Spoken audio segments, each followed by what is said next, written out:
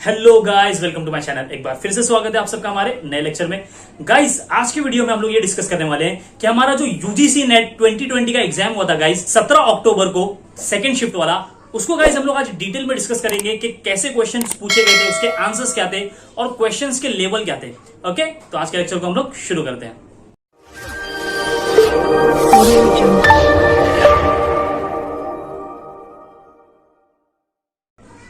Okay guys, आप देख सकते हो स्क्रीन पर, ये रहा हमारा यूजीसी नेट जून 2020 17 अक्टूबर वाला गाइस सेकंड शिफ्ट का क्वेश्चन पेपर। ओके, तो यहां पे गाइस मैंने इसके आंसर्स की मेंशन कर दिए हैं और इसके गाइस यहां पे मैंने एक्सप्लेनेशन भी कुछ मेंशन कर दिए हैं। ओके, तो गाइस देखते हैं सबसे पहला जो क्वेश्चन था हमारा 17 अक्टूबर वाला जो यूजीसी नेट कॉमर्स का पेपर हुआ है गाइस, उसका सबसे पहला क्वेश्चन था हमारा यूनिट नंबर 5 से दिया गया था, स्टैटिस्टिक्स वाला। गाइस हम लोग क्वेश्चन पढ़ते क्या दिया हुआ था।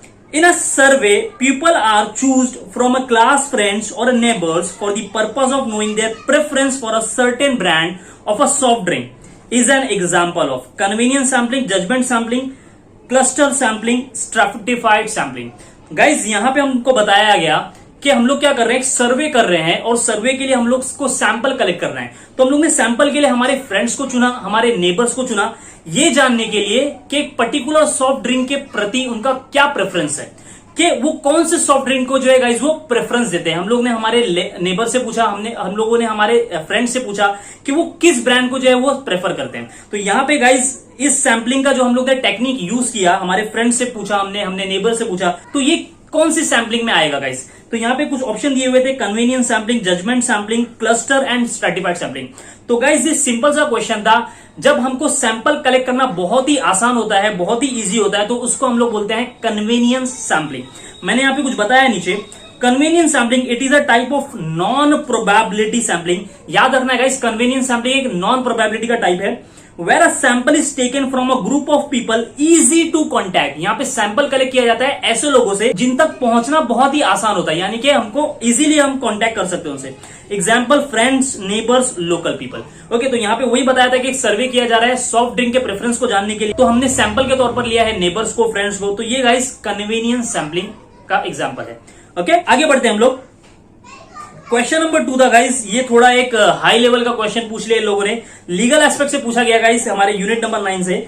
यहां पे बताया गया what is the correct sequence of distribution of the amount release under the section 154 of the CGST rules. Guys यहाँ पे लोगों ने डायरेक्ट जीएसटी के जो एक्ट है गाइस वहां से ये क्वेश्चन उठाया है। वहां पे अमाउंट रिलीज के लिए कुछ स्टेप्स बताए गए हैं कि पहले हमको क्या करना है, सेकंड क्या करना है। तो यहाँ पे लोगों ने उसके 4 ऑप्शन उठा के यहाँ पे डाल दिया और हमको बताया कि यहाँ पे इसको सीक्वेंस में लगाओ कि पहले क्या बताया गया है उस सेक्शन में, सेक्शन 154 में। ओके, तो ये थोड़ा सा हाई लेवल का क्वेश्चन लगा, क्योंकि मैं ये समझता हूं कि इसके सेक्शन में एज इट इज कौन सी लाइन कहां पर लिखी गई है, लाइन से लगाना ये थोड़ा मुश्किल है, याद रखना इसको। तो इसका ऑप्शन है गाइस, ऑप्शन नंबर 2 हमारा यहाँ पे राइट होने वाला है ACBD, यानी कि सबसे पहले A आएगा, उसके बाद में गाइस C आएगा, B आएगा, फिर उसके बाद में D आएगा। ओके, आगे बढ़ते हैं हम लोग। क्वेश्चन नंबर 3 है हमारा, अकाउंटिंग एंड ऑडिटिंग के यूनिट से लिया गया था क्वेश्चन गाइस। पूछा गया which of the following are false. यहाँ पे हमको कुछ स्टेटमेंट दी गई, हमको बताना था इसमें से फॉल्स यानी कि गलत स्टेटमेंट कौन कौन सी है।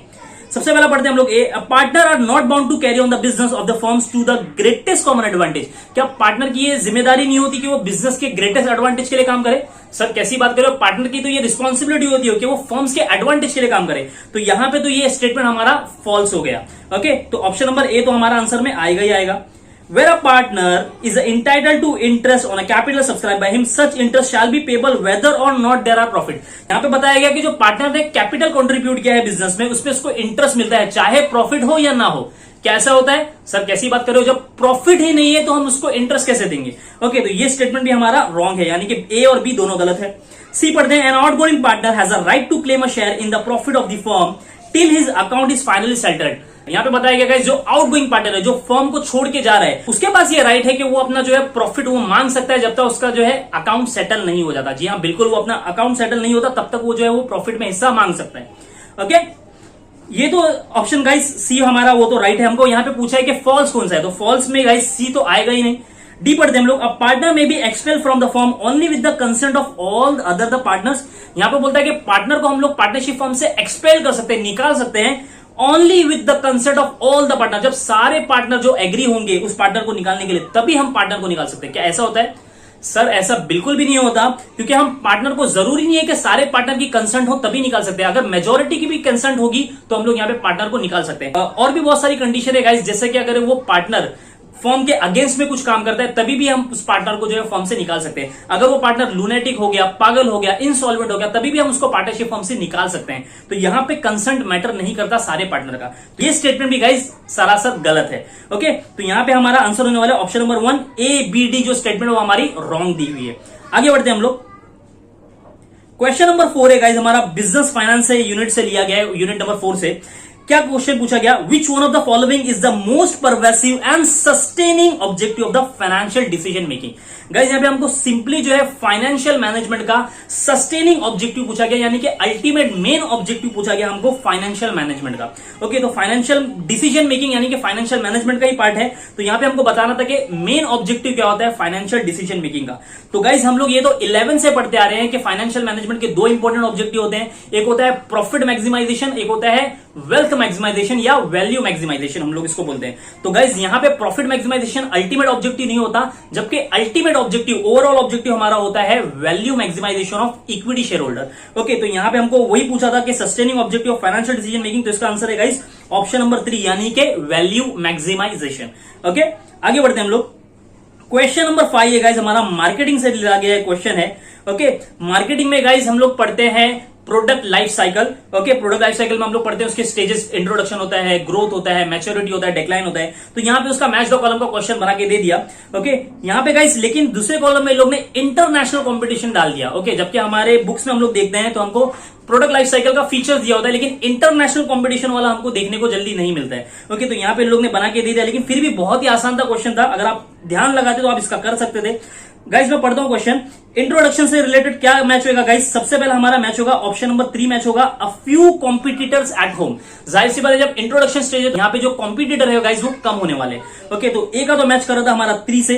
ओके, नेक्स्ट गाइस हम लोग देखते हैं कि हमारा डिक्लाइन का किससे मैच करेगा। डी का हमारा मैच करेगा ऑप्शन नंबर 2 से, यानी कि competitor from other high income countries में begin production in developing countries. Decline में जरूर यही होगा कि डेवलपिंग कंट्री में हम लोग प्रोडक्शन चालू कर देंगे। ओके, उसके बाद में सी देखते हैं गाइस। सी मैच्योरिटी से क्या मैच करेगा, मैच्योरिटी से हमारा मैच करेगा ऑप्शन नंबर आई, यानी कि option number 1, companies from other high income country increase exports to the innovating country. तो ये सारे ऑप्शन गाइस हमारे मैच कर रहे हैं ऑप्शन नंबर 1 में, यानी कि ए का 3, बी का 4, सी का आई एंड डी का 2। ओके, आगे बढ़ते हैं हम लोग। Question number 6 again guys business finance से लिया गया यूनिट नंबर 4 से। ओके, तो यहां पे क्वेश्चन पूछा गया गाइस, सिंपल सा क्वेश्चन था। Suppose that a firm has 20% debt and 80% equity in its capital structure. यहां पे बोल रहा है ऐसा सपोज करो, एज्यूम करो कि कैपिटल स्ट्रक्चर में जो गाइस इक्विटी की वैल्यू है हमारी वो है 80% है, और डेट यानी कि डिबेंचर्स की जो है वैल्यू है गाइस वो है 20% है। तो यहां पे हमको बताना है the cost of debt and cost of equity, यानी कि KD and KE assumes to be 10% and 15% respectively. और यहां पे बताया गया जो कॉस्ट ऑफ कैपिटल हमारा केटी का यानी डिबेंचर का और के इक्विटी का वो 10 एंड 15% है respectively. Okay, what is the overall cost of capital. Simple सा गाइस यहां पे हम लोग को weighted average cost of capital का फॉर्मूला लगाना था। यहां पे मैंने सॉल्यूशन दिया है इसका। हमको सिंपल सा क्या करना था, हमको 10 से इंटू करना था 20% से, और उसको प्लस करना था हमको 15% जो यहां पे दिया हुआ था हमारा इक्विटी वाला, उसको हम लोग को इंटू करना था 80% से। ओके, तो यहां पे हमारा आंसर निकल के आता था 14%। ओके, तो 14% हमारा आ रहा है ऑप्शन नंबर 4 में। तो यहां पे राइट आंसर जो है एनटी ने बराबर दिया है 14%। ओके, आगे बढ़ते हैं हम लोग। क्वेश्चन नंबर 7 है गाइस, अगेन बिजनेस फाइनेंस से क्वेश्चन लिया गया। पूछा गया political risk management comes in the ambit of which of the following financial decision. यहां पे बताया गया गाइस जो पॉलिटिकल रिस्क का एक जो फैक्टर है वो हमको किस फाइनेंशियल डिसीजन में देखने को मिलता है। तो गाइस हम लोग पढ़ते हैं मल्टीनेशनल कैपिटल बजटिंग में जो गाइस वो एक फैक्टर है पॉलिटिकल रिस्क मैनेजमेंट, वहां पे जो है वो फैक्टर ये अफेक्ट करता है। तो इसका सही से आंसर जो है गाइस वो ऑप्शन नंबर 4 था हमारा। Okay, question number 8 guys accounting and auditing से लिया गया। बहुत ही आसान क्वेश्चन गाइस। ये क्वेश्चन तो गाइस हम लोग 11th 12th में प्रैक्टिस करते हैं, और ये क्वेश्चन जो है उठा के पूछ लिया गया। बोला गया कि X and Y are partner in the business sharing profit and loss in the ratio of 3:2। दो पार्टनर है एक्स एंड वाई, जो जिनका रेशियो है गाइस प्रॉफिट शेयरिंग रेशियो वो है 3:2। They admit the Z as a new partner with 1/5 share. यहां पे इन लोगों ने एक नए पार्टनर को एडमिट किया है, 1/5 शेयर दिया है उसको। Calculate the new profit sharing ratio. Simple सा यहां पे हमको न्यू पीएसआर निकालना था, कैलकुलेट करना था। ओके, तो गाइस यहां पे मैंने इसका सोल्यूशन दिया हुआ है, आप इस तरह से उसको सॉल्व कर सकते हो। ओके, तो तो यहां पे जो हमारा आंसर निकल के आने वाला है वो है 12:8:5। ओके, तो ये हमारा आंसर हमको मिल रहा है ऑप्शन नंबर 1 में। तो इसका सही आंसर है गाइस ऑप्शन नंबर 1। ओके, आगे बढ़ते हैं हम लोग। क्वेश्चन नंबर 9 है गाइस हमारा लीगल एस्पेक्ट से उठाया है लोगों ने। ओके, पढ़ते हैं हम लोग। Which of the following policy has lost its sheen consequent to implementation of the GST laws in India? यहाँ पे कुछ पॉलिसीज दी गई हमको 4 ऑप्शन में। हमको इसमें बताना है कि जीएसटी के आने की वजह से किस पॉलिसी पे जो है गाइस वो इफेक्ट पड़ा है। ओके, तो यहाँ पे दिया गया था monetary, fiscal policy, trade policy, EXIM policy. तो गाइस सिंपल सा इसका इजीली आंसर था फिस्कल पॉलिसी, क्योंकि फिस्कल पॉलिसी में गाइस टैक्स के कुछ प्रोविजन थे, कुछ रूल्स थे, लेकिन जीएसटी लॉ आ गया, उसके लिए एक अलग से एक्ट बना दिया गया। तो यहाँ पे जो है फिस्कल पॉलिसी पे जो है गाइस इसका इफेक्ट पड़ा है, क्योंकि यहाँ पे जो टैक्स के रूल्स थे अभी वो एप्लीकेबल नहीं होंगे। अब जो है जीएसटी में जो रूल्स बताए गए गाइस हमको वो मानना पड़ेगा। ओके, तो यहाँ पे फिस्कल पॉलिसी को जो है थोड़ा नेगेटिव इफेक्ट यहाँ पे पड़ा है। ओके, क्वेश्चन नंबर 10 है हमारा बैंकिंग के यूनिट से लिया गया, यूनिट 7 से लिया गया क्वेश्चन। असर्शन एंड रीजन का क्वेश्चन है गाइस, पढ़ते हैं हम लोग। Credit flow to agriculture and SME sector have increase in recent year. Assertion बोलता है जो क्रेडिट फ्लो है हमारा वो एग्रीकल्चर की फॉर्म्स में और एसएमई यानी कि स्मॉल मीडियम सेक्टर इंटरप्राइज में या सेक्टर्स में वो रिसेंट ईयर में बढ़ा है। जी हाँ, बिल्कुल बढ़ा है। क्रेडिट फ्लो जो है हमारा एग्रीकल्चर में भी और स्मॉल स्केल इंडस्ट्रीज में भी जो है गाइस वो देखने को मिला है हमको, बढ़ा है।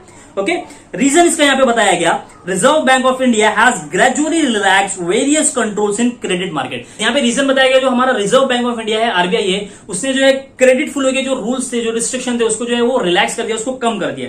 ओके, तो बराबर रीजन दिया हुआ है गाइस। जो हमारा असर्शन है उसका रीजन जो है वो करेक्ट नीचे दिया हुआ है, यानी कि रीजन जो है वो सपोर्ट कर रहा है हमारे असर्शन को। तो यहां पे हमारा आंसर होगा right, A and R both are the correct and R is the right explanation of the A. Okay, चलो आगे बढ़ते हैं हम लोग। क्वेश्चन नंबर 11 है गाइस, बिजनेस इकोनॉमिक्स से क्वेश्चन लिया गया और ये जो क्वेश्चन है गाइस हमारा नेटवर्क एक्सटर्नैलिटीज या हम लोग बोल सकते हैं exception of law of demand से लिया हुआ है। क्या पूछा गया question? When a consumer seeks to be a different and exclusively by demanding less of a commodity as more people consumes it, this phenomenon is known as. यहां पे बताया गया एक ऐसी सिचुएशन जिसमें कंज्यूमर क्या करता है, वो देखता है कि मार्केट में एक प्रोडक्ट का प्राइस कम हो गया है, उसकी वजह से बहुत सारे लोग उसका डिमांड कर रहे हैं।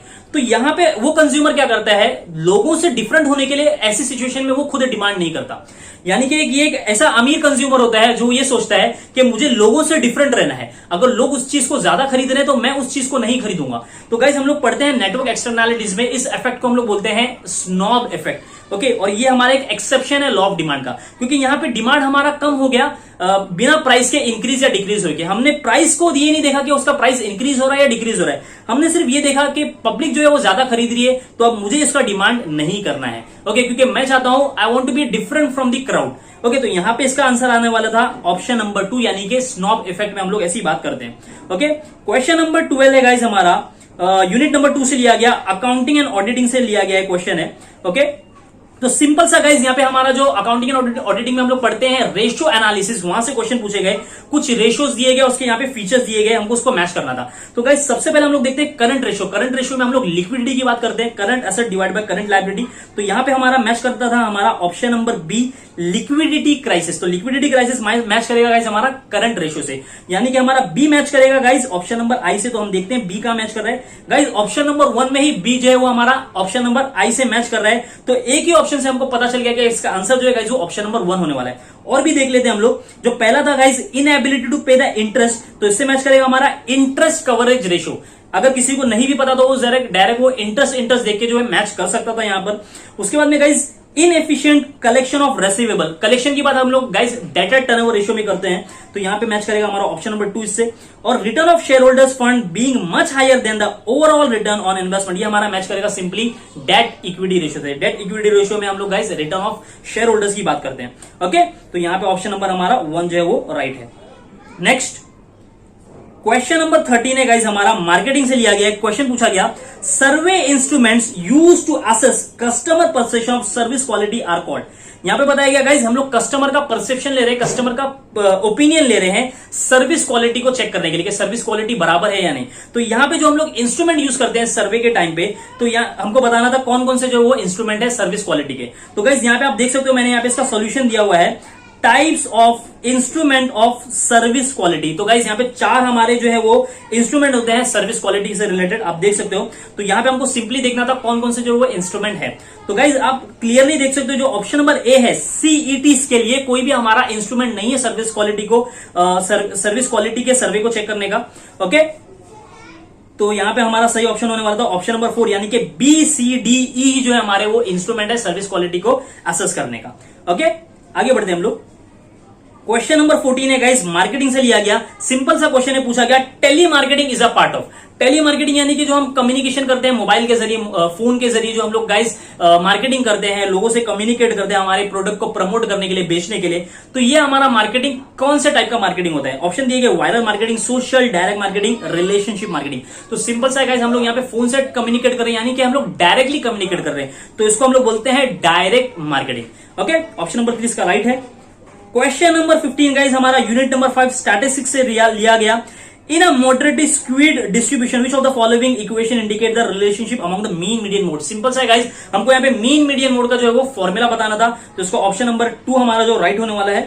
ओके, क्वेश्चन नंबर 16 है गाइस हमारा यूनिट नंबर 10 इनकम टैक्स से लिया गया। बहुत ही इंटरेस्टिंग क्वेश्चन, लेकिन गाइज यहाँ पे जो आंसर दिया गया उससे मैं सेटिस्फाई नहीं हूं, क्योंकि यहाँ पे जो लोग ने गाइज फाइनल आंसर की में भी जो है वो आंसर गलत दिया हुआ है। ओके, पहले पढ़ते हैं हम लोग क्वेश्चन क्या था। Mister X is entitled to transport allowance of 1800 per month for commuting from his residence to the office and back and he spends 1400 per month, the exception shall be allowed of. यहाँ पे बताया गया mister x जो है guys उसको transport allowance मिलता है company की तरफ से 1800 रुपया पर मंथ। ओके, अपने घर से ऑफिस जाने के लिए। तो यहाँ पे बताया गया, लेकिन उसको एक्चुअली में खर्चा कितना हुआ पूरे महीने में? 1400 रुपया ही गाइस उसको खर्चा हुआ। उसको अलाउंस मिल रहा है कंपनी की तरफ से 1800, लेकिन उसने एक्चुअली में स्पेंड कितना किया? 1400।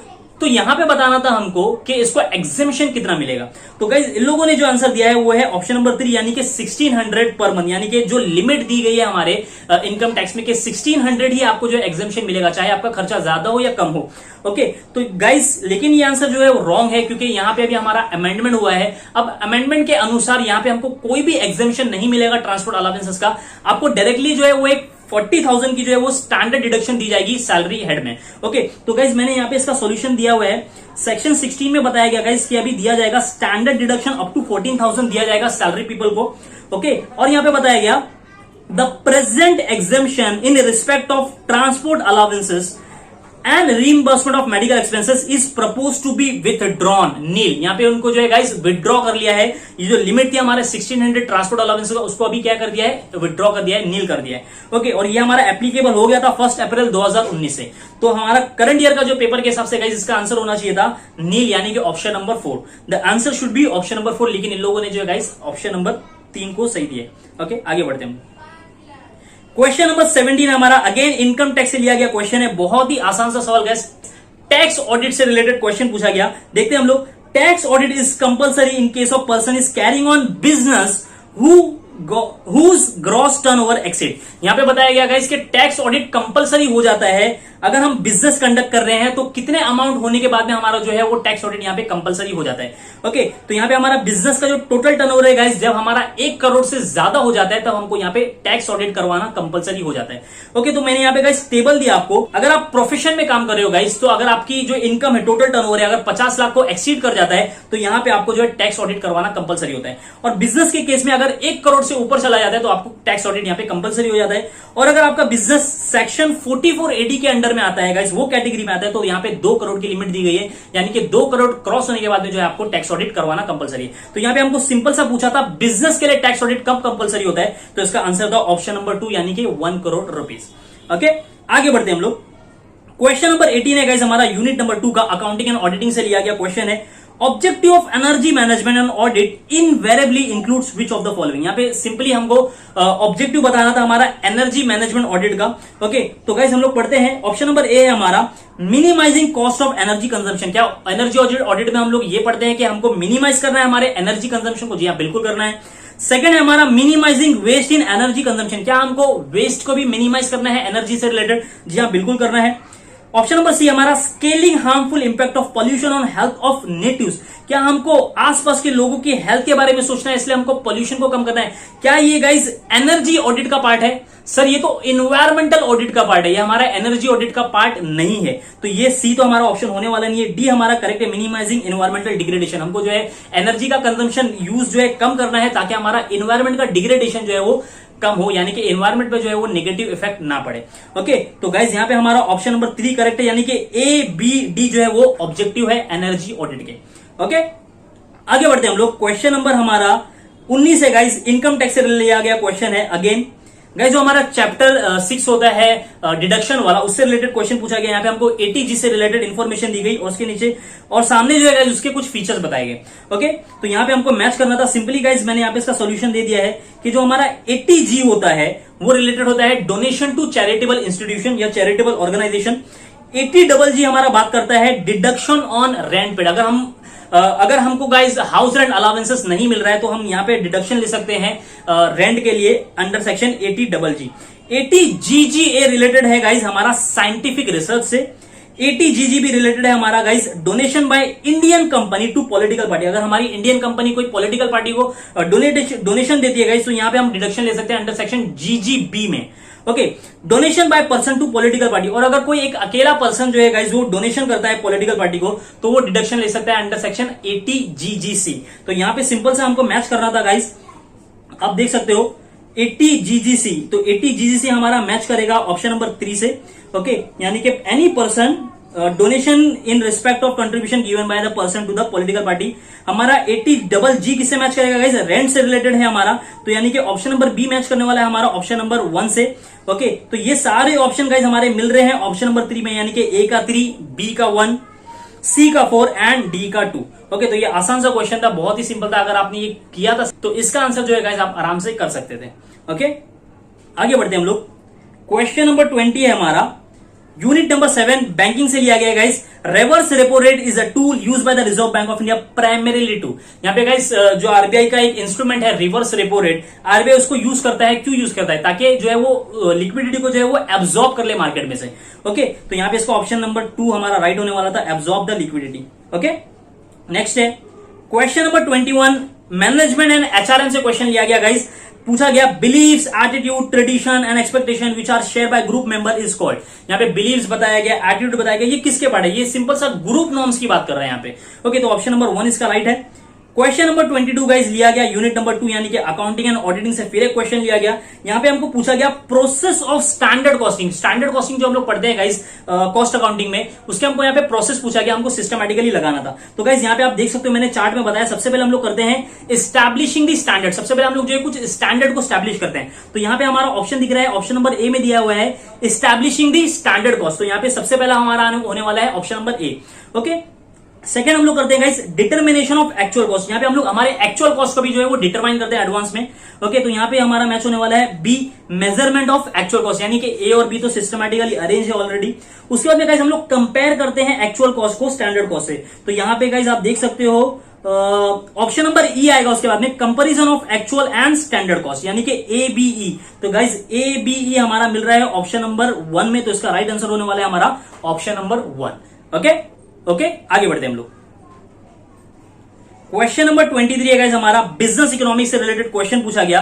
अ price selling below the equilibrium price often leads to. जब हम लोग प्राइस को जो है गाइस एकदम इक्विलिब्रियम से नीचे सेट कर देते हैं तो इससे क्या होता है सर, ब्लैक मार्केटिंग बढ़ेगा और इससे क्या होगा, लोग क्या करना चालू कर देंगे, इसका स्टॉक करना चालू कर देंगे। ओके, तो यहां पे गाइस इसका आंसर होने वाला है ऑप्शन नंबर 3, यानी कि shortage of the commodity and black marketing. इससे क्या हो जाएगा, मार्केट में शॉर्टेज हो जाएगा कमोडिटी का और ब्लैक मार्केटिंग बढ़ने लगेगा। ओके, क्वेश्चन नंबर 24 है गाइस हमारा यूनिट नंबर 3 यानी कि बिजनेस फाइनेंस से लिया गया क्वेश्चन है। बताया गया the shut down refers to the complete cessation और closing down of the business, it involves which of the following. यहाँ पे शट डाउन से रिलेटेड पूछा गया कि शट डाउन का मतलब क्या होता है बेसिकली। यहाँ पे ऑप्शन दिए गए नो बाइंग और सेलिंग। क्या शट डाउन का मतलब ये होता है कि कोई बाइंग और सेलिंग नहीं होगा? बिल्कुल, जब बिजनेस ही हमारा शट डाउन हो गया, बंद हो गया, तो यहाँ पे कोई बाइंग एंड सेलिंग होगा नहीं। ओके, नो मैन्युफैक्चरिंग, मैन्युफैक्चरिंग भी नहीं होगा, प्रोडक्शन भी नहीं होगा। थर्ड दिया गया option shifting of business from one place to another. क्या शिफ्ट कर देंगे हम लोग? शटडाउन का मतलब ये होता है सर, शटडाउन का मतलब होता है कंप्लीट क्लोज, शिफ्ट विफ्ट वगैरह यहाँ पे कुछ नहीं होने वाला। तो यहाँ पे गाइस ऑप्शन नंबर 3 तो हमारा एलिमिनेट हो जाएगा। एसेट्स टू बी सोल्ड और डिस्पोज ऑफ, क्या हम एसेट्स को बेच देंगे शटडाउन करने के लिए? बिल्कुल बेच देंगे। Returning capital to the owner, जी हाँ बिल्कुल रिटर्न भी कर देंगे हम लोग कैपिटल। तो यहाँ पे ऑप्शन नंबर 1 राइट है, A 1 2 4 एंड 5 जो है वो शटडाउन से रिलेटेड पॉइंट है, लेकिन जो हमारा ये था शिफ्टिंग ऑफ बिजनेस, शिफ्टिंग हमारा जो है शटडाउन से रिलेटेड पॉइंट नहीं है। ओके, आगे बढ़ते हैं हम लोग। क्वेश्चन नंबर 25 था गाइस, आसान सा क्वेश्चन नहीं था ये, क्योंकि ये क्वेश्चन बहुत ही कम लोगों को पता होगा मेरे हिसाब से, क्योंकि ये यहाँ पे एक मेटाफर, एक स्टेटमेंट दिया गया और बोला गया कि ये स्टेटमेंट किस ऑथर ने दिया हुआ था। Who coined the metaphor invisible hand in the theory of moral sentiments. यहाँ पे कुछ ऑप्शन बताए गए, यहाँ पे बताया गया जो इनविजिबल हैंड का मेटाफर है वो किसने दिया था। बेसिकली गाइस ये एडम स्मिथ ने दिया था। यहाँ पे आप देख सकते हो invisible hand metaphor introduced by the 18th century Scottish philosopher and economist Adam Smith. Okay, अगर आपको इसका ऑप्शन नहीं पता था आंसर तो कोई बात नहीं। क्वेश्चन नंबर 26 है गाइस, हमारा इनकम टैक्स से रिलेटेड क्वेश्चन है। पूछा गया arrange the following in correct sequence. यहाँ पे गाइस हमको सीक्वेंस में लगाना था। यहाँ पे हमको हेड्स ऑफ इनकम्स, गाइस यहाँ पे हमको कंप्यूटेशन ऑफ इनकम से रिलेटेड कुछ टर्म्स दिए गए, हमको उसको सिस्टमैटिकली लगाना था कि पहले हम लोग क्या करते हैं। यहाँ पे बताएगा income under the difference of heads, deduction from gross total income, adjustment of loss, rounding off. तो गाइस यहाँ पे मैंने आपको एक टेबल दिया है, आप देख सकते हो। सबसे पहले हम लोग क्या करते हैं, कंप्यूटेशन ऑफ टोटल इनकम में हम लोग डिटरमाइन करते हैं हमारा रेसिडेंशियल स्टेटस, कि हम आरओआर में आते हैं, रेसिडेंट ऑफ ऑर्डिनरी रेसिडेंट है या हम resident but not ordinary resident है या नॉन रेसिडेंट है। सबसे पहले हम लोग को ये डिटरमाइन करना होता है। इसके बाद में गाइस हम लोग कंप्यूट करते हैं हमारा income under the different heads. तो सबसे पहला तो यहाँ पे ऑप्शन हमारा होने वाला है ऑप्शन नंबर ए, यानी कि income under the different heads हमको ये करना है। उसके बाद में गाइस हमको करना है क्लबिंग ऑफ इनकम। तो क्लबिंग ऑफ इनकम का यहाँ पे ऑप्शन दिया हुआ नहीं है हमारे क्वेश्चन में, तो ये स्किप हो जाएगा। उसके बाद में हमको करना है adjustment of losses, set of carry forward. तो गाइस यहाँ पे हमारा क्वेश्चन में दिया हुआ था, हमको सी दिया है adjustment of losses of the current year and earlier year. तो यानी कि ए के बाद में आएगा हमारा ऑप्शन नंबर सी। तो ए और सी गाइस हमारा ऑप्शन नंबर 1 में ही देखने को मिल रहा है। ए, सी, बी और डी जो है वो ऑटोमेटिकली मैच यहाँ पे हो जाएंगे। उसके बाद में हमको क्या करना है, डिडक्शन करना है from gross total income. Last में हम लोग राउंडिंग ऑफ करेंगे। आप देख सकते हो यहाँ पर भी कि एडजस्टमेंट ऑफ लॉस करने के बाद हम लोग क्या करेंगे, हमारे जीटीआई को यानी कि ग्रॉस टोटल इनकम को कंप्यूट करेंगे। देन हम उसमें से डिडक्शन लेंगे, एटीसी से लेके एटीयू तक हम लोग डिडक्शन लेंगे। उसके बाद में गाइस हम लोग जो लास्ट में है वो राउंडिंग ऑफ करेंगे हमारे बैलेंस को। ओके, तो ये सारे ऑप्शन जो है हमारे वो मिल रहे हैं ऑप्शन नंबर 1 में, यानी कि पहले होगा ए, उसके बाद में होगा सी, फिर होगा बी, लास्ट में होगा डी। ओके, आगे बढ़ते हैं हम लोग। Question number 27 guys accounting and auditing से लिया गया क्वेश्चन है। बोलता है process costing is appropriate for which of the following form. Which of the following form, process costing जो है वो गाइस किस फॉर्म के लिए जो है वो एप्लीकेबल होता है। बेसिकली प्रोसेस कॉस्टिंग में हम लोग क्या करते हैं गाइस, रॉ मटेरियल को जो है एक प्रोसेस में डालते हैं, फिर वहां पे कुछ काम होता है, फिर वो अलग प्रोसेस में जाता है। ओके, फिर उसके बाद वो नेक्स्ट प्रोसेस में आता है, तब जाके हमारा फाइनल प्रोडक्ट बनता है। तो यहाँ पे गाइस जो भी हमारे जो खाने पीने के प्रोडक्ट्स होते हैं वो प्रोसेस कॉस्टिंग में जो है वो एप्लीकेबल होते हैं। ओके, यहाँ पे हम लोग देखते हैं ऑप्शन क्या दिया था, logistic and transportation firm. Process costing का ट्रांसपोर्टेशन से क्या लेना देना। Pharmaceuticals and health care firm, यहाँ पे भी इससे कोई लेना देना नहीं है। टूरिज्म एंड हॉस्पिटैलिटी फर्म, घूमने फिरने टूरिज्म वाली इंडस्ट्री से इसका क्या लेना देना है। लेकिन लास्ट का जो ऑप्शन था ऑप्शन नंबर डी, यानी कि ऑयल रिफाइनिंग फर्म, यहां पे जो है गाइस प्रोसेस कॉस्टिंग एप्लीकेबल होगा। ओके, क्योंकि ऑयल को प्रोडक्शन के लिए हमको जो है अलग अलग प्रोसेस से गुजारना पड़ेगा, तो यहां पे हम लोग प्रोसेस कॉस्टिंग को जो है वो रिकॉर्ड, तो यहां पे गाइस हम लोग प्रोसेस कॉस्टिंग का यूज कर सकते हैं। ओके, तो ऑप्शन नंबर 4 इसका यानी कि ओनली डी जो है वो करेक्ट था। क्वेश्चन नंबर 28 है हमारा, बिजनेस इकोनॉमिक्स से लिया गया क्वेश्चन है। बहुत ही आसान सा क्वेश्चन था गाइस। हमको प्रॉफिट मैक्सिमाइजेशन की कंडीशन पूछी गई कि प्रॉफिट मैक्सिमाइजेशन कब होता है। हम लोग तो ये बीकॉम में भी पढ़ते हैं, एमकॉम में भी पढ़ते हैं, जब हमारा मार्जिनल रेवेन्यू इक्वल होता है हमारा मार्जिनल कॉस्ट से, तब हम लोग बोलते हैं प्रॉफिट मैक्सिमाइजेशन हमारा हो रहा है। ओके, तो यहां पे गाइस हमको ऑप्शन दिए गए TR total revenue minus total cost, marginal revenue is equal to marginal cost, marginal revenue cuts MR from below, slopes of MC curves must be higher than the that of MR curve. तो guys first condition पूछा गया, तो आप देख सकते हो मैंने यहाँ पे नीचे सॉल्यूशन दिया हुआ है कि फर्स्ट कंडीशन होती है हमारी प्रॉफिट मैक्सिमाइजेशन की कि MC is equal to MR, marginal cost जो है वो इक्वल होना चाहिए मार्जिनल रेवेन्यू के। सेकंड कंडीशन होती है मार्जिनल रेवेन्यू जो है वो कट करता है हमारा एमसी को बिलो। ओके, तो आप यहाँ पे ग्राफ में भी देख सकते हो। ओके, जो हमारा एमसी कर्व है वो कट करता है एमआर को बिलो से। ओके, और एमसी कर्व जो है वो इक्वल होना चाहिए हमारे एमआर से। तो यहाँ पे गाइस इसका ऑप्शन नंबर 2 हमारा राइट था, यानी कि MR is equal to MC. Okay, आगे बढ़ते हैं हम लोग। क्वेश्चन नंबर 29 है हमारा, बिजनेस इकोनॉमिक्स से लिया गया। अगेन क्वेश्चन पूछा गया guys, for a decline in price total revenue increases if demand is. यहाँ पे बताया कि प्राइस में डिक्लाइन हो रहा है, प्राइस में फॉल हो रहा है, तो इससे हमारा रेवेन्यू इंक्रीज हो रहा है।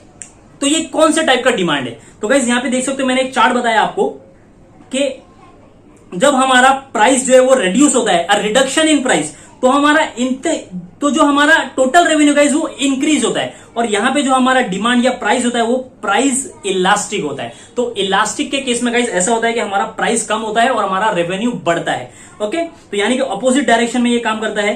तो गाइस यहां पे हमको वही पूछा गया कि प्राइस में डिक्लाइन हो रहा है और हमारा टोटल रेवेन्यू इंक्रीज हो रहा है, तो ये कौन से नेचर का डिमांड है, इस डिमांड को हम लोग क्या बोलेंगे? तो इसका ऑप्शन था ऑप्शन नंबर 1 यानी कि इलास्टिक। ओके, अब बाकी भी देख सकते हो कि इन इलास्टिक में क्या होता है। इन इलास्टिक में गाइज अगर प्राइस बढ़ता है तो हमारे यहाँ पे टोटल रेवेन्यू भी बढ़ता है, यानी कि सेम जो है वो चलता है। ओके, डायरेक्ट रिलेटेड है ये। और यूनिट प्राइस इलास्टिक यानी कि यूनिटरी में गाइज कोई चेंजेस नहीं होता हमारे रेवेन्यू में। ओके, नेक्स्ट है क्वेश्चन नंबर 30। क्वेश्चन नंबर 30 लिया गया गाइज हमारा बिजनेस फाइनेंस से। पूछा गया if activity ratio of the firm is 80% and capacity ratio is 120%, find out its efficiency ratio. Guys अगर आपको एक्टिविटी रेशियो का फॉर्मूला याद था एग्जाम से पहले तो आप इसका आंसर आराम से कर सकते थे। बहुत ही सिंपल सा था, एक्टिविटी रेशियो का फॉर्मूला लगाना था। Activity ratio is equal to capacity ratio into efficiency ratio. तो यहाँ पे एक्टिविटी रेशियो हमको दिया हुआ था 80%, तो हम 80% लिख देंगे यहाँ पे। उसके बाद में कैपेसिटी रेशियो दिया हुआ है 120, एफिशिएंसी रेशियो तो हमको कैलकुलेट करना है, तो उसको इक्वल के वो साइड लेके आएंगे गाइज हम लोग, इसको डिवाइड करेंगे। यहाँ पे हमारा आंसर होगा 66.67%। ओके, आगे बढ़ते हैं हम लोग। क्वेश्चन नंबर 31 गाइस दिया गया हमारा मैनेजमेंट एंड एचआरएम से रिलेटेड क्वेश्चन पूछा गया। क्या क्वेश्चन पूछा गया गाइस?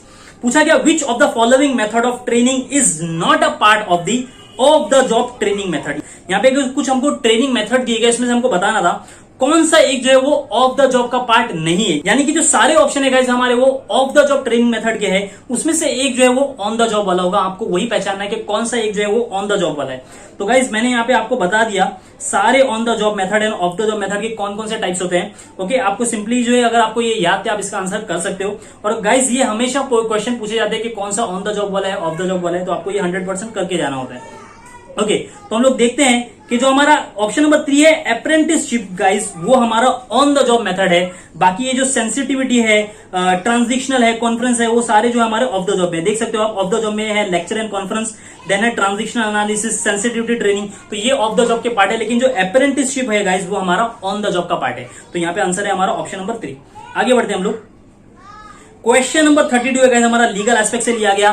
लीगल एस्पेक्ट में गाइस जो सेल ऑफ गुड्स एक्ट है हमारा, वहां से क्वेश्चन उठाया है लोगों ने कि मीनिंग ऑफ अनपेड सेलर बताना था। बहुत सिंपल सा क्वेश्चन था गाइस, इसको इसलिए मैंने ग्रीन मार्क किया। ग्रीन वाले मार्क वाले जो क्वेश्चन है गाइस वो बहुत ही आसान क्वेश्चन है।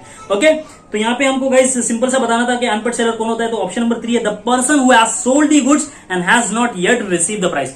ऐसा सेलर जिसने अपना गुड्स तो बेच दिया है, उसको प्राइस अभी तक नहीं मिला है, उसको सेलर को हम लोग बोलते हैं अनपेड सेलर। ओके, आगे बढ़ते हैं हम लोग। क्वेश्चन नंबर 33 अगेन हमारा जो पूछा गया अकाउंटिंग एंड ऑडिटिंग से। ये गाइस जो क्वेश्चन है हमारा वो 11th स्टैंडर्ड का क्वेश्चन पूछा गया कि हमको अकाउंटिंग कुछ टर्म्स दिए गए, बताना था हमको। पहले हम लोग क्या करते हैं, पहले हम लोग जर्नल बनाते हैं, हम लोग लेजर बनाते हैं, फिर उसके बाद हम लोग फाइनल अकाउंट बनाते हैं। हमको ये जो है लाइन से जो है गाइस हमको अरेंज करना था। ओके, तो आप देख सकते हो यहाँ पे बताया था। ऑप्शन नंबर ए में दिया था जर्नलाइजिंग यानी कि जर्नल एंट्री, बी दिया था रिकॉर्डिंग द बिजनेस ट्रांजेक्शन, सी दिया था एनुअल फाइनेंशियल स्टेटमेंट, उसके अंदर डी था preparation of the trial balance, फिर था हमारा deriving the meaningful inference. Okay, तो गाइस यहाँ पे आप देख सकते हो simply various steps in accounting मैंने यहाँ पे देखे रखा है। सबसे पहले हम लोग क्या करते हैं, हम लोग रिकॉर्डिंग करते हैं हमारे बिजनेस ट्रांजेक्शन को। उसके बाद में गाइस हम लोग जर्नल एंट्री बनाते हैं, देन हम लोग ट्रायल बैलेंस को प्रिपेयर करते हैं। उसके बाद में हम लोग प्रिपेयर करते हैं preparation of the financial statement यानी कि final account, profit and loss account. Last में हम लोग जो है गाइस डिराइविंग द इन्फ्रेंस यानी कि हम लोग इन्फ्रेंस निकालते हैं। तो ये सारे ऑप्शन गाइस मैच कर रहे थे हमारे ऑप्शन नंबर 4 में, यानी कि सबसे पहले आएगा बी यानी कि सबसे हम लोग रिकॉर्डिंग करेंगे। उसके बाद में आएगा ए यानी कि फिर हम लोग जर्नल एंट्री पास करेंगे। उसके बाद में आएगा डी यानी कि हम लोग ट्रायल बैलेंस बनाएंगे। उसके बाद में गाइस सी हम लोग अपना फाइनेंशियल अकाउंट्स बनाएंगे, स्टेटमेंट बनाएंगे। लास्ट में हम लोग गाइस हम लोग मीनिंगफुल इन्फ्रेंस ड्रॉ करेंगे। ओके, क्वेश्चन नंबर 34 है हमारा इंटरनेशनल बिजनेस से लिया गया क्वेश्चन है। सिंपल सा क्वेश्चन था multinational firm is the one which. Multinational firm किसको कहते हैं गाइस? नाम से पता चल रहा है मल्टीनेशनल यानी कि एक ऐसी कंपनी है जो अलग अलग नेशन में ऑपरेट करती है, अपने बिजनेस को जो है वो चलाती है। ओके, तो यहाँ पे सिंपल सा इसका आंसर होने वाला है option number 3 control and operates production facility in multiple country. ये ऐसी कंपनी होती है जो अपने प्रोडक्शन को जो है, जो अपने बिजनेस को जो है वो मल्टीपल कंट्री में चलाती है। ओके, नेक्स्ट क्वेश्चन नंबर 35 है गाइस हमारा मार्केटिंग से लिया गया क्वेश्चन है। चैनल कन्फ्लिक्ट्स कैन बी, यहाँ पे बताया गया जो चैनल कन्फ्लिक्ट्स हो जाता है, जो हमारा डिस्ट्रीब्यूशन में जो है गाइस वो डिस्ट्रीब्यूटर के बीच में जो लड़ाई हो जाती है चैनल कन्फ्लिक्ट्स, वो कौन कौन से टाइप्स की होती है? तो गाइस दो ही होती है, एक होता है हॉरिजॉन्टल, एक होता है वर्टिकल। जब किसी सेम लेवल के डिस्ट्रीब्यूटर के बीच में जो है लड़ाई हो जाती है तो हम उसको बोलते हैं हॉरिजॉन्टल, यानी कि एक होलसेलर और होलसेलर के बीच में लड़ाई हो गई तो उसको हम लोग बोलेंगे हॉरिजॉन्टल कॉन्फ्लिक्ट्स। अगर एक होलसेलर और एक रिटेलर के बीच में लड़ाई हो गई, कॉन्फ्लिक्ट्स हो गया, तो उसको हम लोग बोलेंगे वर्टिकल कॉन्फ्लिक्ट्स। ओके, तो यहाँ पे ऑप्शन नंबर 3 हमारा राइट है, यानी कि ए और बी ही जो है गाइस वो हमारे टाइप्स होते हैं कॉन्फ्लिक्ट्स के। ये हमारा डायगोनल, सर्कुलर, ट्रायंगल, ये कोई हमारा टाइप नहीं होता, ये लोग ने ऐसे ही कंफ्यूज करने के लिए दिया हुआ है। क्वेश्चन नंबर 36 है हमारा, बहुत ही आसान सा सवाल गाइस, इससे आसान सवाल तो मेरे हिसाब से कोई हो ही नहीं सकता था। यहाँ पे इंटरनेशनल बिजनेस से लोगों ने क्वेश्चन उठाया है, यहाँ पे कुछ हमको थियरीज के नाम बताए गए और यहाँ पे कुछ उसके ऑथर्स के नाम बताए गए। ओके, तो गाइस देखते हैं हम लोग सबसे पहला absolute cost advantage. Absolute cost advantage guys ये हमारा एडम स्मिथ का थ्योरी सभी को पता है, तो ए का तो मैच करेगा हमारा 4 से। तो गाइस आप देख सकते हो ऑप्शन नंबर 1 में ही ए को 4 से मैच किया, यानी कि हमको आंसर मिल गया, ऑप्शन नंबर 1 जो इसका करेक्ट होने वाला है। ओके, आगे भी देख लेते हैं हम लोग। जो हमारा फैक्टर एंडोमेंट थ्योरी वो हमारा एचओ थ्योरी यानी कि हैस्कर एंड ऑलिन का थ्योरी होता है। नेशनल कॉम्पिटिटिव एडवांटेज ये हमारा माइकल पॉटर ने दिया, जिसको हम लोग डायमंड थ्योरी भी बोलते हैं। नेक्स्ट है हमारा कंपैरेटिव कॉस्ट, ये हमारा डेविड रिकार्डो ने दिया हुआ है, comparative cost advantage theory. Okay, तो ये ऑप्शन नंबर हमारा 1 इसका राइट होने वाला है। ओके, आगे बढ़ते हैं हम लोग। Question number 37 business economics, again बहुत ही हलवा क्वेश्चन दिया गया, फॉर्म्स ऑफ मार्केट से रिलेटेड क्वेश्चन पूछे गए। यहाँ पे हमको फॉर्म्स ऑफ मार्केट के नाम्स बताए गए और वहां पे उसके कुछ फीचर्स दिए गए। देखते हैं परफेक्ट कंपटीशन। परफेक्ट कंपटीशन में गाइस हम लोग क्या करते हैं, सिंगल प्राइस में होमोजीनियस प्रोडक्ट को सेल करते हैं। तो गाइस यहाँ पे देखते हैं हम लोग क्या मैच करेगा। ऑप्शन नंबर ए हमारा सिंपली मैच करेगा हमारा ऑप्शन नंबर 3 से, यानी कि होमोजीनियस प्रोडक्ट। तो ए का थर्ड कहां पे मिल रहा है, ऑप्शन नंबर 3 में मिल रहा है। अगेन यहाँ पे एक आंसर से हमको सारा आंसर मिल गया। ऑप्शन नंबर 3 जो है गाइस ए से मैच किया है सिर्फ ऑप्शन नंबर 3 में। ओके, बी का देख लेते हैं हम लोग। मोनोपोली का क्या फीचर होने वाला है, प्राइस डिस्क्रिमिनेशन। प्राइस डिस्क्रिमिनेशन की बात आती है तो हम लोग मोनोपोली को याद करते हैं। ओके, नेक्स्ट है हमारा मोनोपोलिस्टिक कंपटीशन, यहाँ पे प्रोडक्ट इंप्रूवमेंट करते हैं हम लोग। नेक्स्ट ओलिगोपोली में गाइस हम लोग प्राइस रिजिडिटी की बात करते हैं, ये यूनिक फीचर है ओलिगोपोली का, प्राइस रिजिडिटी। ओके, तो इसका सही आंसर है option number 3। Next unit number 9 से लिया गया क्वेश्चन है लीगल एस्पेक्ट्स। अगेन गाइस बहुत ही हलवा क्वेश्चन, इसलिए इसको मैंने भी ग्रीन मार्क किया हुआ है कि यहाँ पे सिंपली आपको कुछ एक्ट्स दिए गए और उसके ईयर ऑफ स्टैब्लिशमेंट गाइस आपको मैच करने थे। अगर आप लीगल एस्पेक्ट्स का सिलेबस कोई अच्छे से पढ़ के गए होगे गाइस तो आप इसका आंसर कर सकते थे, क्योंकि हमको ये सिलेबस के जो है हमारा जो सिलेबस दिया गया है उसी में सारे ये ईयर्स दिए हुए। तो हमारा इंडियन कॉन्ट्रैक्ट एक्ट मैच करेगा हमारा 1872 से। नेक्स्ट हमारा आरटीआई मैच करेगा हमारा 2005 से। इंफॉर्मेशन टेक्नोलॉजी एक्ट 2000 से मैच करेगा। कंपटीशन एक्ट हमारा मैच करेगा 2002 से। तो ये सारे ऑप्शन गाइस मिल रहे थे हमारे ऑप्शन नंबर 4 में। Okay, next question number 39 international business से लिया गया क्वेश्चन है गाइस। ओके गाइस, आप देख सकते हो मैं पढ़ता हूं। असर्शन दिया हुआ है हमारा, TRIMS and trips provisions facilitates and promotes FDI. बताया गया जो ट्रिप्स है, ट्रिम्स है trade related investment measures, and trade related intellectual property rights वाला जो एग्रीमेंट है गाइस वो फैसिलिटेट्स करता है, प्रमोट करता है फॉरेन डायरेक्ट इन्वेस्टमेंट को, एफडीआई को। जी हाँ, बिल्कुल करता है। ट्रिप्स एंड ट्रिम्स इसलिए हम लोग ने साइन किया ताकि हमारा जो है कंट्री में एफडीआई का जो है प्रमोट हो, एफडीआई प्रमोट हो। रीजन बताया गया, trips and TRIMS provisions remove restriction and address capital flow sensitivity. यहाँ पे बताया गया ट्रिप्स एंड ट्रिम्स ने जो है वो सारे रिस्ट्रिक्शन को रिमूव कर दिया है कैपिटल फ्लो से, यानी कि बाहर की कंट्री से कैपिटल यहां पे आ सकता है, यहां का कैपिटल जो है बाहर जा सकता है। तो ट्रिप्स एंड ट्रिम्स ने जो है रिस्ट्रिक्शन को रिमूव किया है, बिल्कुल रिमूव किया, इसलिए तो हमारा एफडीआई जो है वो प्रमोट हो रहा है। तो यहाँ पे रीजन जो है वो सपोर्ट कर रहा है हमारा असर्शन को। तो यहाँ पे आंसर होने वाला है both A and R are correct, and R is the correct explanation of A. Okay, next question number 6 दिया गया हमारा, मैनेजमेंट से रिलेटेड क्वेश्चन दिया गया। बहुत ही आसान क्वेश्चन गाइस, ये 12th स्टैंडर्ड का क्वेश्चन पूछा गया। ओके, पूछा गया कि arrange the following management function in logical sequence. यहां पे हमको मैनेजमेंट के फंक्शन बताए गए, प्लानिंग, ऑर्गेनाइजिंग, उसको हम लोग लाइन बाय लाइन लगाना था कि पहले क्या करते हैं हम लोग, लास्ट में क्या करते हैं। तो गाइस सबसे पहले ये तो सभी को पता होगा कि सबसे पहले प्लानिंग होता है और लास्ट में हम लोग कंट्रोलिंग करते हैं। ओके, तो यहाँ पे गाइस मैंने आपको बताया है कि सबसे पहले हम लोग क्या करते हैं, प्लानिंग, फिर होता है ऑर्गेनाइजिंग, फिर उसके बाद में क्या करते हैं हम लोग स्टाफिंग, उसके बाद में हम लोग डायरेक्टिंग करते हैं, देन कोऑर्डिनेटिंग, उसके बाद में हम लोग करते हैं कंट्रोलिंग। ओके, तो ये सारे ऑप्शन मैच कर रहे थे हमारे ऑप्शन नंबर 2 में, ए सी बी एफ डी और ई। ओके, आसान सा क्वेश्चन था। नेक्स्ट क्वेश्चन नंबर 41 हमारा अगेन मैनेजमेंट एंड एचआरएम से लिया गया। सोशलाइजेशन पे पूछा गया, organisational socialisation is very important aspects of the orientation, the introduction of the new employ to the enterprise, which of the following are not design for the socialisation of the new manager. यहाँ पे बताया गया हम लोग एक manager को जो है गाइस न्यूली जो है वो कंपनी में लेकर आ रहे हैं, उसको जो है वो इंट्रोड्यूस करवा रहे हैं सारे लोगों से। ओके, इसको हम लोग बोलते हैं ऑर्गेनाइजेशनल सोशलाइजेशन। ओके, तो यहाँ पे बताया गया ऑर्गेनाइजेशनल सोशलाइजेशन से रिलेटेड कौन से पॉइंट यहाँ पे नहीं है। ओके, तो सबसे पहला देखते हैं हम लोग acquisition of work skills and ability. Acquisition of work skills and ability, ये मैनेजर से रिलेटेड है, जी हाँ बिल्कुल रिलेटेड है। Adoption of appropriate role behaviour, ये भी है जो मैनेजर को जो है वो रोल बिहेवियर जो है वो अडॉप्ट करना पड़ेगा appropriate. Then adjustment to the norms and value of the work group, जिस नए मैनेजर को जो हम लोग ने अपॉइंट किया है उसको जो है वो एडजस्ट होना पड़ेगा कंपनी के हिसाब से। लास्ट में हमारा फिलिंग ऑफ वैकेंट पोजीशन, ये कोई सोशलाइजेशन का पॉइंट नहीं है गाइस, हम मैनेजर को सिर्फ इसीलिए अपॉइंट नहीं करें कि हमको वैकेंट पोजीशन को फिल करना है। ओके, तो ये ऑप्शन हमारा रॉन्ग है, डी। तो यहाँ पे ए बी सी हमारा राइट है। ओके, तो यहाँ पे हमको पूछा था कि कौन सा एक पॉइंट जो है वो गलत है सोशलाइजेशन से रिलेटेड, तो यहाँ पे ऑप्शन नंबर 4 हमारा गलत है, ऑप्शन नंबर डी। ओके, तो यहाँ पे सही आंसर है हमारा ओनली 4। क्वेश्चन नंबर 42 है गाइज हमारा, बैंकिंग से लिया गया है, यूनिट नंबर 7 से लिया गया है। और गाइज ये रिपीट क्वेश्चन है, ये क्वेश्चन जो है वो प्रीवियस ईयर पेपर से डायरेक्टली उठाया हुआ है, इवन जो ऑप्शन दिए गाइज वो भी जो है सेम दिए हुए। ओके, तो सिंपली गाइज अगर आपको इसमें से कुछ भी नहीं पता तो आप देख सकते थे कि ऑप्शन नंबर डी हमारा डेवलपमेंट बैंकिंग, डेवलपमेंट से क्या मैच करेगा सर, मैच करेगा widening the entrepreneurial base and assist in rapid rate of industrial growth से मैच करना था आपको डेवलपमेंट से, तो यहाँ पे आपको डी को मैच करना था ऑप्शन नंबर 2 से। तो गाइज आप देख सकते हो डी को 2 से मैच किया है ऑप्शन नंबर 3 में, तो यहाँ पे आपको एक सही जो है वो आपको आंसर पूरा मिल सकता था। ओके, तो इसका सही आंसर है ऑप्शन नंबर 3। ओके, आगे बढ़ते हैं हम लोग। क्वेश्चन नंबर 43 गाइज, बहुत ही अच्छा क्वेश्चन पूछा गया मार्केटिंग से रिलेटेड क्वेश्चन पूछा गया कि हमको बताना था sequence the steps in CRM process, जो हमारा कस्टमर रिलेशनशिप मैनेजमेंट है गाइज, उसको हमको उसके जो सीक्वेंस है गाइज हमको उसको अरेंज करना था। सबसे पहले हम लोग क्या कर सकते हैं, आप देख सकते हो मैंने यहाँ पे आपको चार्ट दिया है।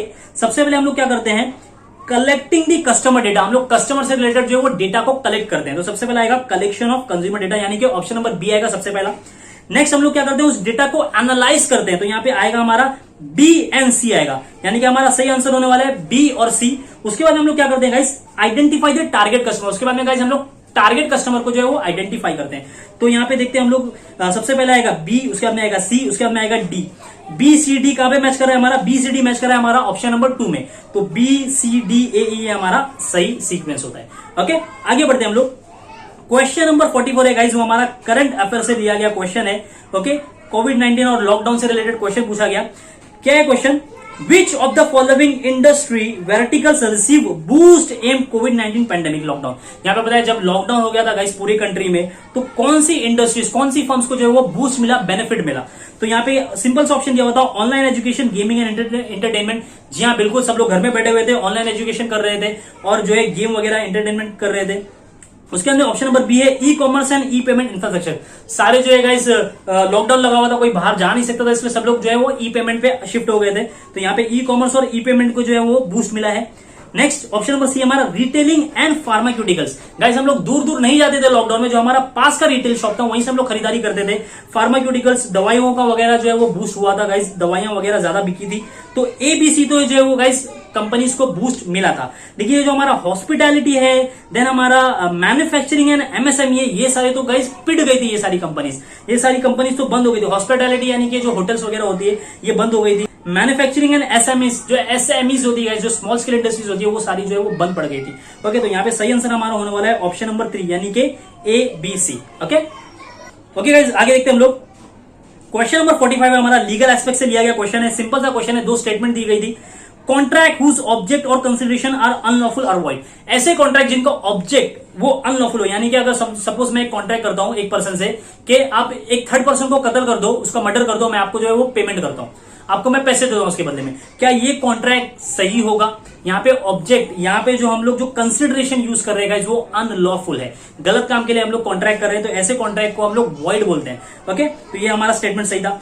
Contracts in restraint of legal proceeding are void, ऐसे कॉन्ट्रैक्ट जिसका हम लोग लीगल प्रोसीडिंग कर ही नहीं सकते, वो सारे कॉन्ट्रैक्ट भी वॉइड होते हैं। तो स्टेटमेंट 1 और 2 दोनों हमारे सही थे, यानी कि option number 1 both the statement are correct, ये हमारा सही आंसर था, और एनटी ने भी हमको यही सही आंसर दिया है।